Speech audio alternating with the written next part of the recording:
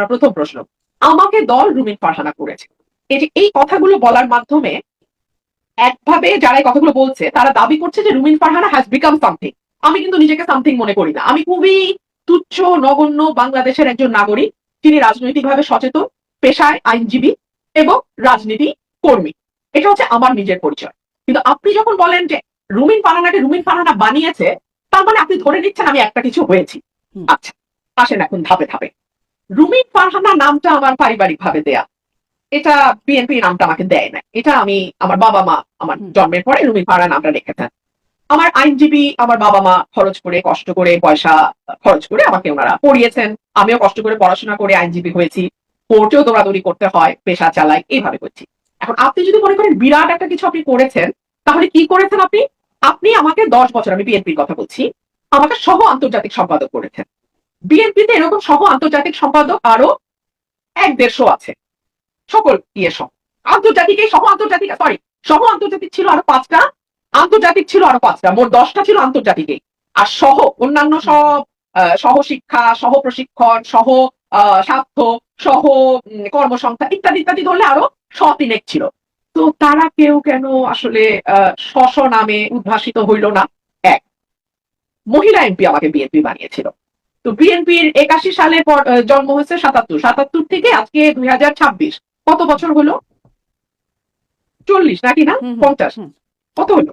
45। আচ্ছা, এই 45 বছর বয়সে টোটাল মহিলা এমপি বিএনপি কয়টা বানিয়েছে? প্রায় 1000 খানেক। তো 1000 খানেকের মধ্যে কয়টা নাম আসলে আপনি বলতে পারবেন? আমি আমি আমি না না শারমিন, আমাকে একটু শেষ করতে দেন, কারণ এটা তারা এত বলে শারমিন, আমাকে একটু বলতে দেয়। আমি নিজেকে বাংলাদেশের নাগরিক, বটতলার উকিল এবং একজন রাজনৈতিক কর্মীর বাড়ি কিচ্ছু মনে করি না।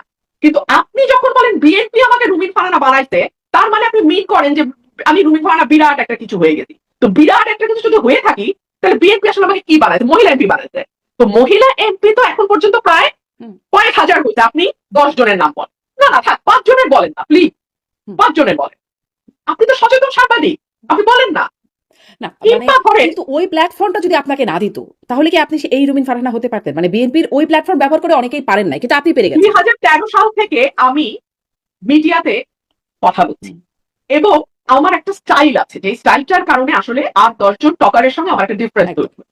স্টাইলটা হচ্ছে আমার মেধা কম, আমার মনে রাখার শক্তি কম, আমার স্মরণ শক্তি কম। সে কারণে না আমি তথ্য সব হাতের কাছে নিয়ে যেতাম, পত্রিকার কাটিং রাখতাম, আমি লিখতাম, গুগল সার্চ করে লিখতাম, আমি বইগুলোতে যা তথ্য পাই সেগুলো টুকে রাখতাম, কারণ আমার তো বুদ্ধি কম এবং মেধাও কম। তো আমাকে এগুলো সব ডকুমেন্টেড করতে হতো। সে কারণে আমি মেধাবী টকারদের সঙ্গে আমার ডিফারেন্স হয়ে গেল কি, আমি তথ্য দেখে দেখে, সংখ্যা দেখে দেখে, আমি পরিসংখ্যান দিয়ে, যুক্তি দিয়ে কথা বলি। যুক্তিটা শিখেছি কারণ আমি আইনজীবী।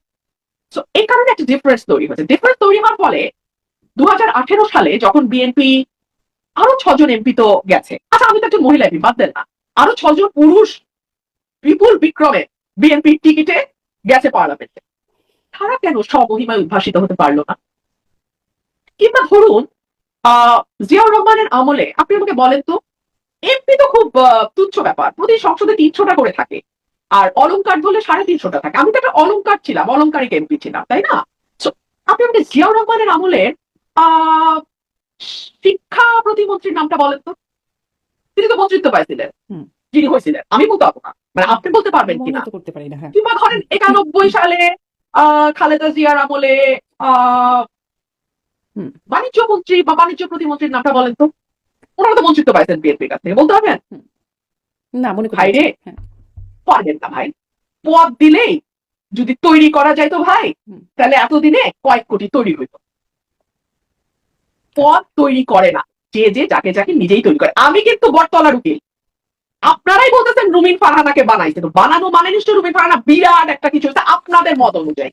তো সেই কারণেই বললাম, জিয়াউর রহমানের সময় স্বাস্থ্যমন্ত্রীটা কে ছিল, শিক্ষামন্ত্রীটা কে ছিল, সংস্কৃতি মন্ত্রী কে ছিল, খেলার মন্ত্রী কে ছিল, মন্ত্রীদের নামটা বলেন না। এমপি তো ভাই 300টা করে থাকে, আর আমার মতো 2 টাকার অলংকার ধরলে তো 350টা করে থাকে। উনি বাদই দেন। তো কথা বলার আগে একটু ভাইবেন যে আপনাদের পরদাদার আমলের এমপি কে ছিল, এমপি না মন্ত্রী কে ছিল, তারপর ধরেন আপনাদের 91 সালের সংস্কৃতি মন্ত্রীকে, শিক্ষা মন্ত্রীকে, তারপরে কি স্বাস্থ্যমন্ত্রীকে, এগুলো একটু মনে করে, স্বরাষ্ট্র কে ছিল 91-তে, একটু মনে করে। মন্ত্রী যদি কাউকে অত কিছু বানাইতে না পারে, তাহলে একটা আলংকারিক এমপি কিভাবে দল বড় বানায় আপনি একটু বলেন শারমিন। আমার তো একই বোকা বুদ্ধি, তার উপরে স্মরণ শক্তি কম, আমি তো এগুলো বুঝি না। জি।